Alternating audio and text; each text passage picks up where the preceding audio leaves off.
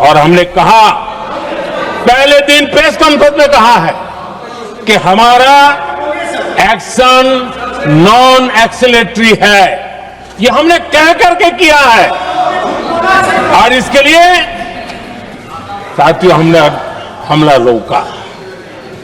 अध्यक्ष जी, दुनिया के किसी भी नेता ने भारत के ऑपरेशन रोकने के लिए नहीं कहा। 9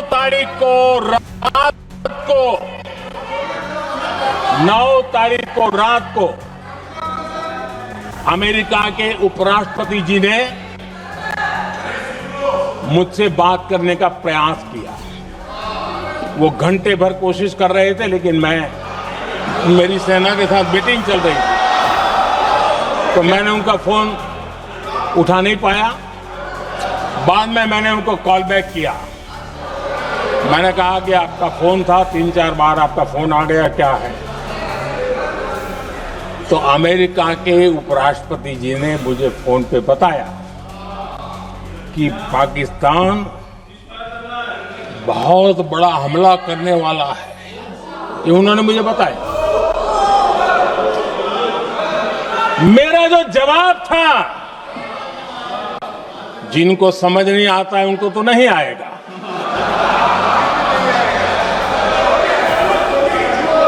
मेरा जवाब था, अगर पाकिस्तान का ये इरादा है तो उसे बहुत महंगा पड़ेगा।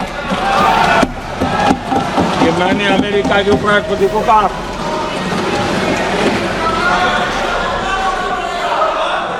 अगर पाकिस्तान हमला करेगा तो हम बड़ा हमला कर करके जवाब देंगे। ये मेरा जवाब था। और आगे मेरा एक वाक्य था, मैंने कहा था, हम गोली का जवाब गोले से देंगे। पहलगाम हमले के बाद हमारा बीएसएफ का एक जवान पाकिस्तान के कब्जे में गया, तो फिर उनको लगा, वाह, बड़ा मुद्दा हाथ में आ गया है, अब मोदी फंस जाएगा। अब तो मोदी की फजीयत जरूर होगी।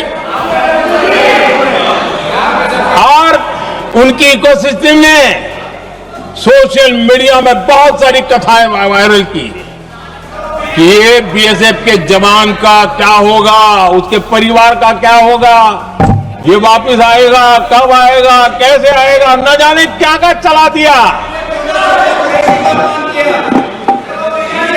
आदरणीय अध्यक्ष जी, बीएसएफ का वो जवान भी आन बान शान के साथ वापस आया।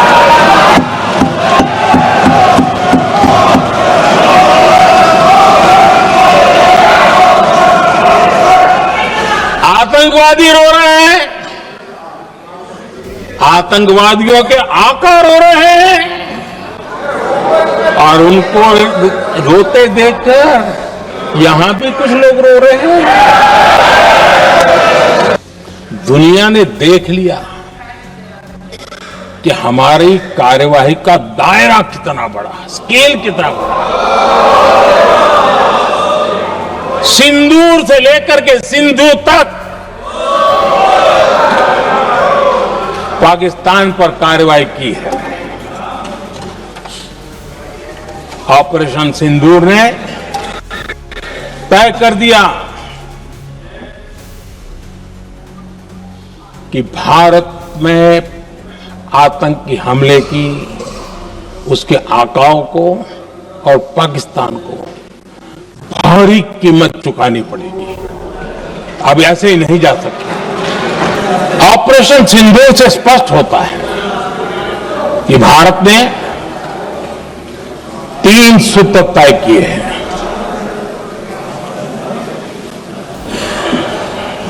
अगर भारत पर आतंकी हमला हुआ तो हम अपने तरीके से, अपनी शर्तों पर, अपने समय पर जवाब देकर के रहेंगे।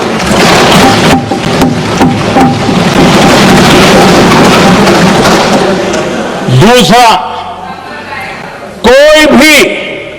कोई भी न्यूक्लियर ब्लैकमेल अब नहीं चलेगा।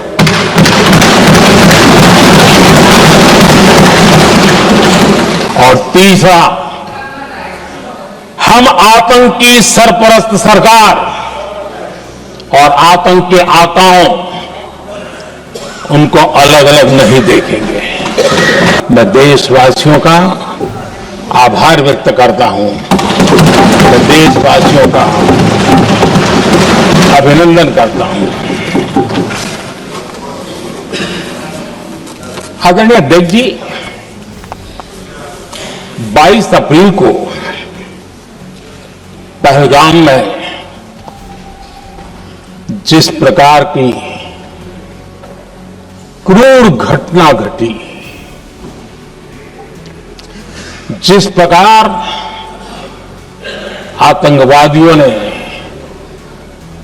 निर्दोष लोगों को उनका धर्म पूछ करके गोलियां मारी, ये क्रूरता की पराकाष्ठा थी। भारत को हिंसा की आग में झोंकने का ये सुविचारित प्रयास था। भारत में दंगे फैलाने की यह साजिश थी। मैं आज देशवासियों का धन्यवाद करता हूं कि देश ने एकता के साथ उस साजिश को नाकाम कर दिया। आदमपुर एयरबेस पर हमले का झूठ फैलाया, उस झूठ को बेचने की भरपूर कोशिश की, पूरी ताकत नहीं लगा दी। मैं अगले ही दिन आदमपुर पहुंचा, आज खुद जाकर के उनके झूठ को मैंने बेनकाब कर दिया। तब जाकर के उनको अकल ठिकाने लगी कि अब ये झूठ चलने वाला नहीं है। जब ये ऑपरेशन सिंदूर हुआ तो उन्होंने नया पैंतरा शुरू किया। और क्या शुरू किया? रोक क्यों दिया?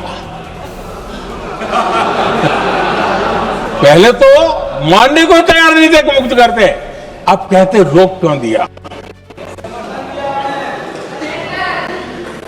वाहरे बयान बहादुरों,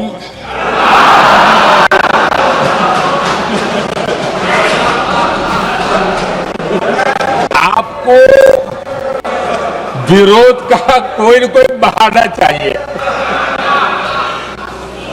और इसलिए सिर्फ मैं नहीं, पूरा देश आप पर हंस रहा है। पहलगाम हमले के बाद से ही पाकिस्तानी सेना को अंदाजा लग चुका था कि भारत कोई बड़ी कार्रवाई करेगा। उनके तरफ से न्यूक्लियर की धमकियों के भी बयान आना शुरू हो चुके थे। भारत ने 6 मई रात और 7 मई सुबह जैसा तय किया था वैसी कार्रवाई की और पाकिस्तान कुछ नहीं कर पाया। 22 मिनट में 22 अप्रैल का बदला निर्धारित लक्ष्य के साथ हमारी सेना ने ले लिया। पाकिस्तान की न्यूक्लियर धमकी को हमने झूठा साबित कर दिया।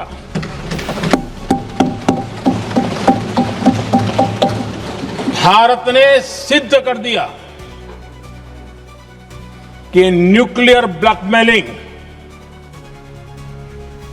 अब नहीं चलेगा और न ही ये न्यूक्लियर ब्लैकमेलिंग के सामने भारत